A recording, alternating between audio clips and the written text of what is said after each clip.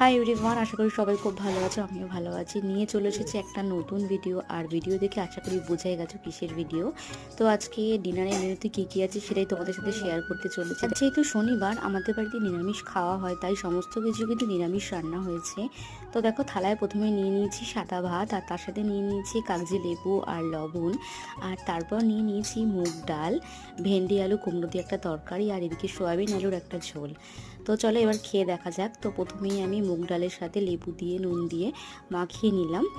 লেবু দিয়ে ডাল দিয়ে খেতে কিন্তু বেশ ভালো লাগে। আর সব থেকে বড় কথা, আমরা বাঙালিরা কিন্তু ডাল ভাত খেতে বেশি পছন্দ করি। এত কথা বলতে বলতে ডাল দিয়ে ভাত খাওয়া হয়ে গেল। আর ডালটা কিন্তু ভালোই রান্না হয়েছে। তো ডাল খাওয়ার পর আমি এবার নিয়ে নিলাম ভেন্ডি আলুর তরকারিটা। তরকারির সমস্ত সবজিগুলো খুব ভালো সেদ্ধ হয়েছে, আর খেতেও কিন্তু ভালোই হয়েছে। তো যাই হোক, এবার আমি সবশেষে নিয়ে নিলাম সয়াবিন আলুর ঝোল। সয়াবিনের আলু আর সয়াবিনটা কিন্তু খুব ভালো গলেছে, আর খেতেও কিন্তু দারুণ হয়েছে। তো চলো তোমরা জানাও তোমাদের কেমন লাগলো আজকের ভিডিওটা।